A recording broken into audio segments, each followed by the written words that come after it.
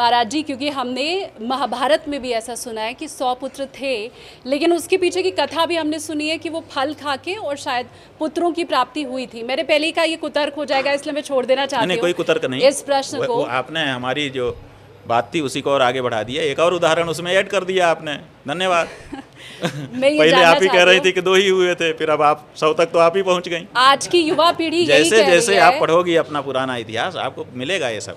आज की युवा पीढ़ी यही कह रही है गुरुजी कि हमारी पुरानी पीढ़ियों ने अगर हम दो हमारे दो अपनाया होता, क्योंकि हमारे घर में भी पिछली पीढ़ी अगर मैं देखूं तो 5-6 बच्चे रहे हैं, तो पुरानी पीढ़ी ने अगर अपनाया होता तो हमें आज ये दिन नहीं देखना पड़ता। इतना कंपटीशन, संसाधनों का अभाव, ये नियम और ये दिमाग बहुत पहले आ जाना चाहिए था। अब आपकी इस बात को सुन के कहीं वो भ्रम फिर ना पैदा हो जाए और देश फिर संसाधनों के अभाव में न चला जाए। देश जो है जनसंख्या के कारण पीछे नहीं जाता है, देश जो है जनसंख्या के नाकारापन के कारण पीछे जाता है। पहले तो ये साफ समझ लीजिए, जनसंख्या इससे भी बहुत ज़्यादा पहले भी रही है, गड़बड़ी नहीं हुई है।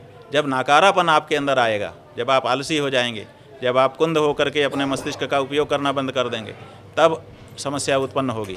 आज भी पूरे विश्व के भूभाग में ऐसे बहुत से स्थान हैं जहाँ जनसंख्या ही नहीं है। तो आपके यहाँ ज़्यादा हो गई तो आपका केवल आप ही का देश है? ये राष्ट्रवाद यही तो क्षति हमारी कर रहा है।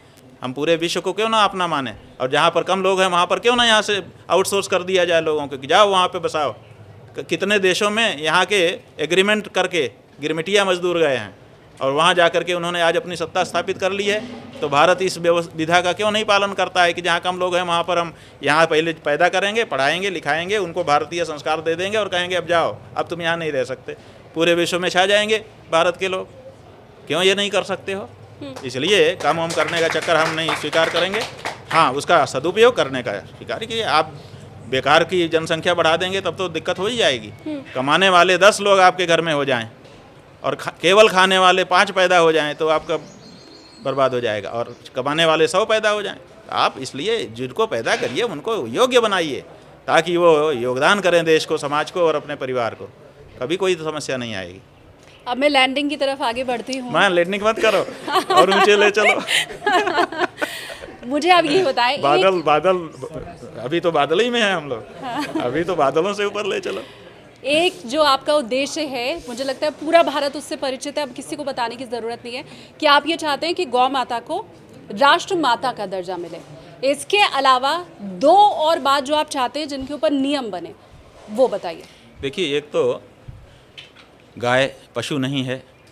भारत की सरकारों ने, जो प्रदेश की सरकारें हैं, क्योंकि ये पशुओं को प्रदेश का विषय कहा गया है, एक तर्क ये लोग भी देते हैं कि ये तो राज्य का विषय है, ये कैसे केंद्र का विषय कैसे हो सकता है, केंद्रीय कानून कैसे बन सकता है। लेकिन बहुत से ऐसे विषय थे जो राज्यों की सूची में पहले रखे गए थे, आज़ादी के बाद संविधान में संशोधन करके उनको समवर्ती सूची में रख दिया गया और उनके ऊपर केंद्रीय कानून, जैसे शिक्षा पहले राज्य का विषय थी जब भारत देश आज़ाद हुआ था, लेकिन बाद में इसको केंद्रीय कानून बना दिया गया, समवर्ती सूची में ले लिया गया।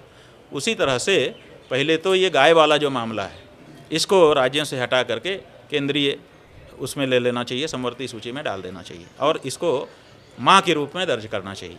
क्या होता है कि जैसे आपको हम जो बुलाएंगे ना, भाभी कहेंगे तो अलग तरह से आपके साथ व्यवहार होगा, बहन कहेंगे तो अलग तरह से होगा, माँ कहेंगे तो अलग तरह से होगा, मित्र कहेंगे तो अलग तरह से।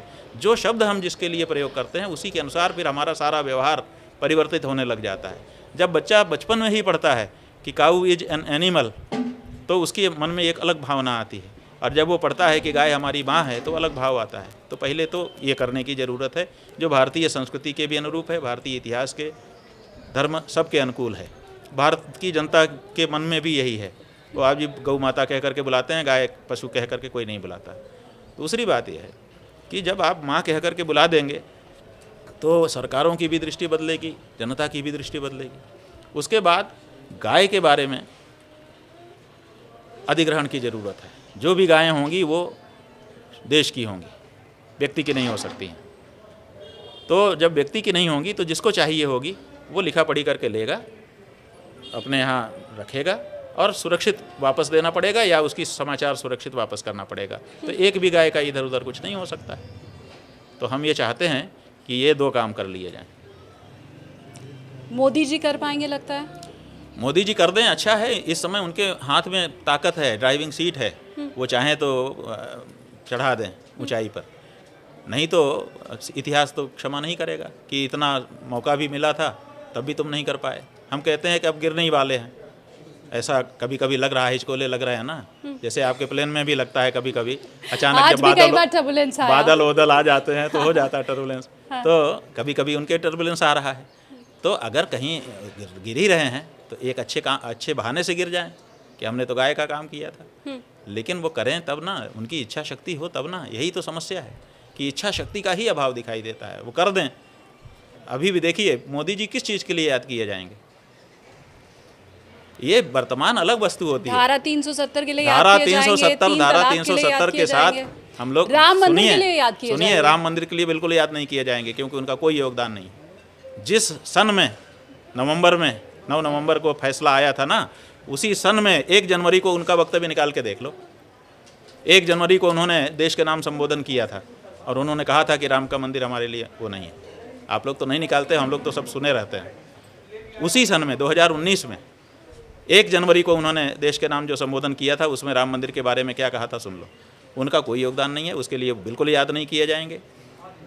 धारा 370 की जहाँ तक बात है, उन्होंने धारा 370 के साथ जो देश की जनता से कंसल्ट किए बिना, देश की संसद और विधानसभाओं से कंसल्ट किए बिना जो रणवीर संहिता हटा दी, जिसमें 10 साल की सज़ा थी गौ हत्या के लिए कश्मीर में, वो उसके लिए याद किए जाएंगे।